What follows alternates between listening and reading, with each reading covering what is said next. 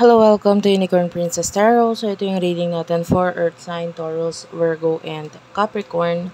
Take only what resonates. Bali, hindi po ito magre-resonate sa lahat. Kunin mo lang yung mga messages na magre-resonate sa'yo. For personal reading, Jing Tarot Reader. Search mo na siya sa Facebook. And yan, kung gusto mo akong mapanood ng live, Unicorn Princess Tarot, follow mo yan sa TikTok at sa Madam P Vlogs dito naman sa YouTube. Diyan lang ako sa mga channel or sa TikTok na yan magla-live. Okay, so let's start your reading. Sana mag-comment ka sa baba ha, kahit po heart lang, smileys. Maraming salamat sa mga iba pa nagko-comment noon pa doon sa mga video ng mga nakaraan. Maraming salamat po sa inyo. Hindi ko po kayo mapasalamatan lahat, isa-isa, pero maraming salamat po. For Earth sign, you do have here the Four of Pentacles, Four of Wands, Eight of Swords, yeah. Nine of Pentacles, tell me more.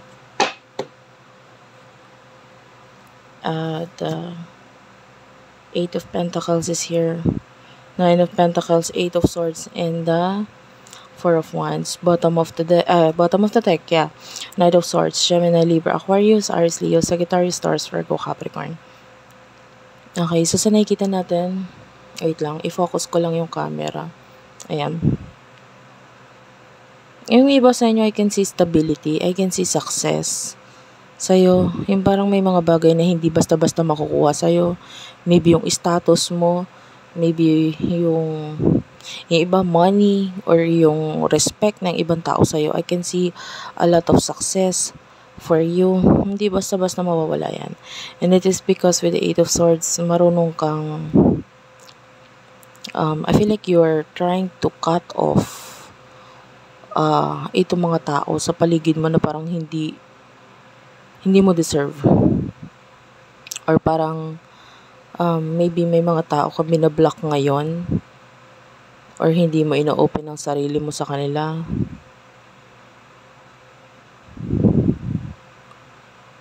You're being the Nine of Pentacles here. Parang sa ngayon wala kang pakialam sa kanila. Kung ano man yung mga hindi magandang ginawa nila sa'yo or whatever. For what I can see here, wala ka na muna pakialam. Knight of Swords is here. So, maybe iniiwasan mo or lumalayo ka sa mga taong ito.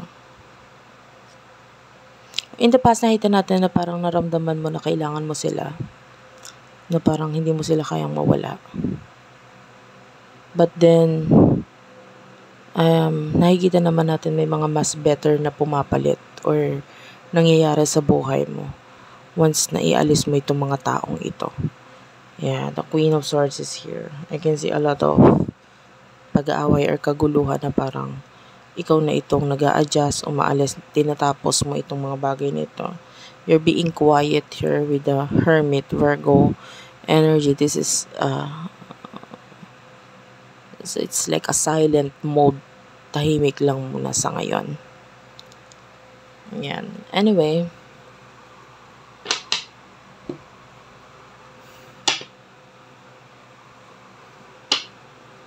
tell me more for the sign of Earth sign, Taurus, Virgo, Capricorn. Anong mga messages dito? Spirit guides, angel guides for Earth sign, Taurus, Virgo, and Capricorn.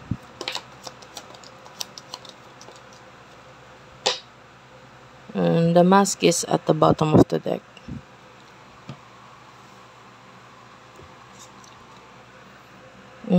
So you're trying to rebuild yourself. May mga pananabotahe tayong nakikita dito, pero you are well protected.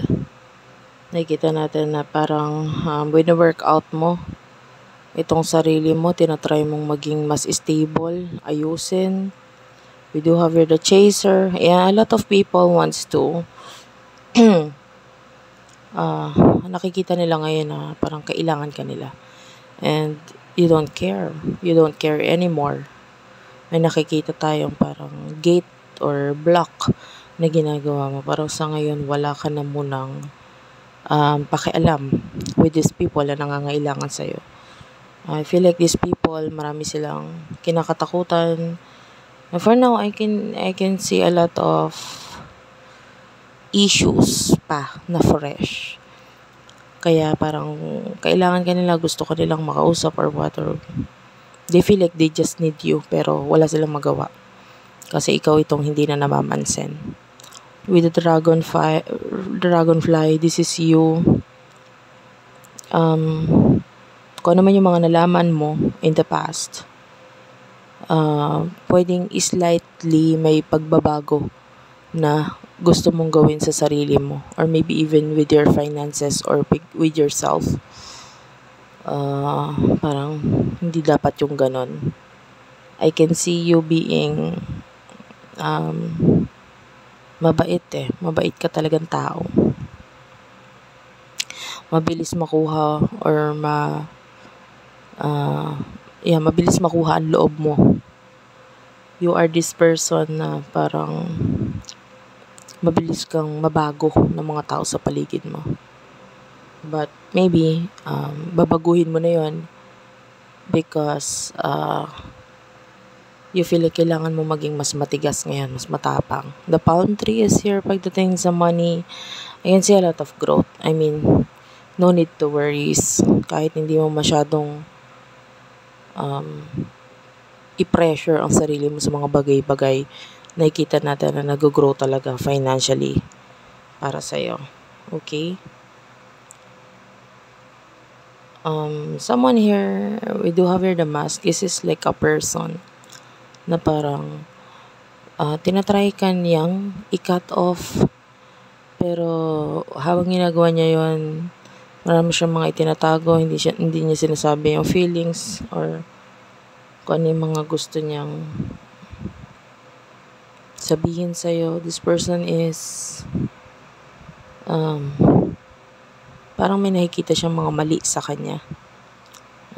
Pwedeng tinatry niya lang protektahan kung ano man yung mga bagay na nagpapahina sa kanya, mga kahinaan niya. This could be a soulmate, potential soulmate is here. There's a lot of love coming from this person. Anyway,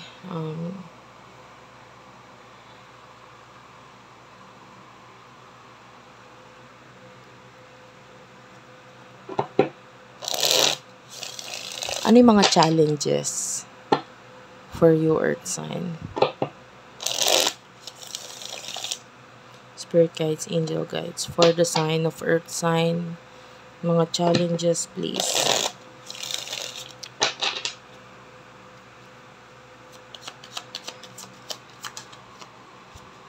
Challenges, you do have here the Eight of Cups. Clarify this, please.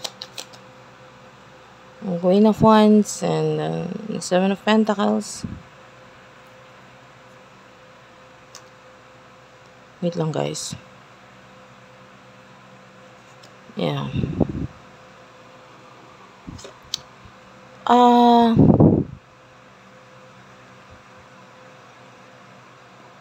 I don't know, I feel like may mga bagay kasing nawala, pero dapat nang mawala. Alam mo yun? And this card right here is like an ending. Nakikita natin dito yung parang to me, I see this as a parang kamatayan. And like you see the pentacles over there na parang nag-roll down or nahuhulog sa hill, which is parang dito siya galing sa Eight of Pentacles. Maybe this is regarding career or money or work or something na nag-grow sa'yo. This is, the Pentacles, or kung makikita mo siya, para siyang bunga na nasa puno. So, unti-unti yan nag-grow kasi nasa puno, 'di ba? So, unti-unti dumadami yung bunga. Pero dumadami nga, pero may mga nawawala din. And yung bunga na nakikita natin na nawawala is yung mga bungang bulok, bungang overripe na. So, yung mga bagay na ganun, dapat talaga mawala na. Dapat talaga siyang mawala na. Kasi bulok na eh. Parang hindi mo na mapapakinabangan. And then, sa nakikita natin doon, mas may mag-grow pa na mga bago na mas better. Kung hayaan mo na lang mawala ito, which is nakikita naman natin na hinahayaan mo mawala ito because may mga pinoprotektahan kang mas dapat talagang protektahan. Okay? So, nakikita natin dito that for now, you are resting. So, ang challenge sa'yo is maybe the future. Diba? I don't know why, pero i-clarify natin bakit challenge yung future dito sa mga bagay na nawala. Na I feel like hinahayaan mo lang, maybe may mga nag-a-advise sa'yo na hayaan mo lang. Bakit nagiging challenge yung future?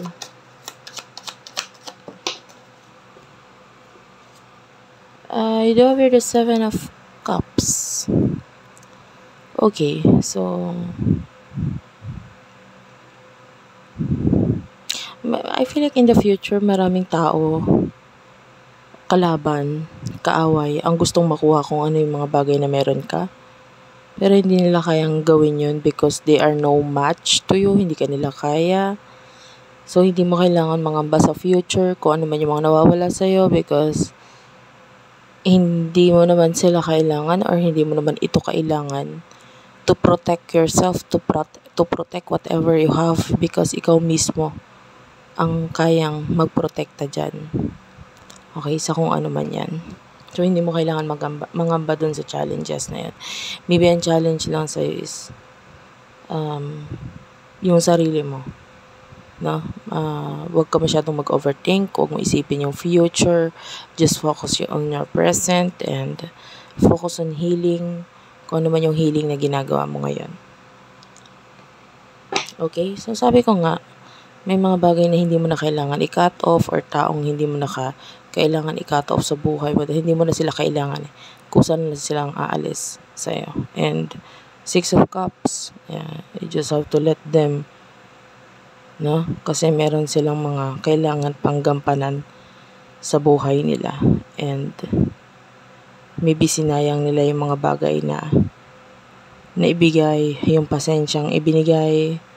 And maybe nasayang nila yan sa'yo, but they would feel or they would think na mas kailangan mo sila or mas parang hindi nila in-expect na i-ignore mo sila ng ganito.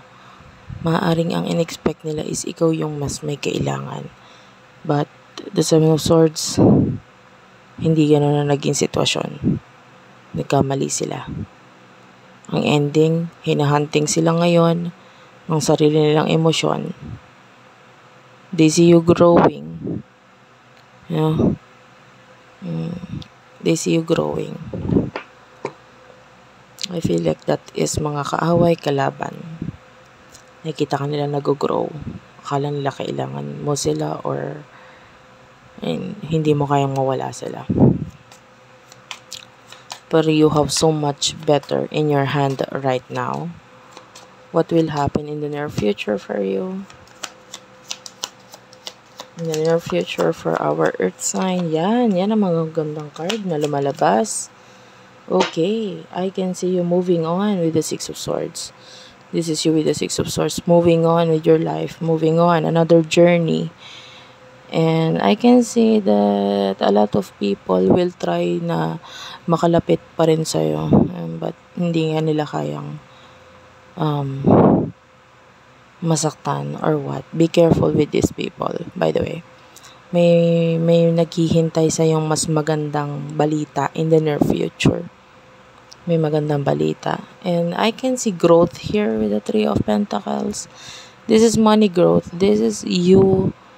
To me, it's like yung dito sa background, yung paikot-ikot na ganyan, it's like a never-ending tunnel. Never-ending na paghuhulugan. So, it means yung growth mo ay hindi natatapos lang dyan. Mas malaki pang growth na naghihintay para sa'yo. The Queen of Pentacles is here. And Nine of Cups, Taurus, Virgo, Capricorn, Aries, Cancer, Scorpio, Pisces. I can see a gift. I mean, you have everything. Hindi mo kailangan mangamba. Sa totoo lang, kung ano man yung mga new beginnings na nangyayari sa'yo. King of Cups, you are ready. You are guided. Yan, the Ace of Wands at the bottom of the deck. These are new beginnings. Seven of Wands. And I feel like, huwag kang kabahan, huwag kang matakot. Yun yung nakikita natin. Parang nakakabahan or natatakot ka or feeling mo hindi mo kaya. Pero this new beginning would give you a lot of money. Ten of Pentacles. Kung ano man ito new beginnings na yan. Nasa tamang katayuan ka, nasa tamang traits ka, nasa tamang panahon ka para simulan kung ano man ito. Thank you for watching, guys. I love you all and bye-bye.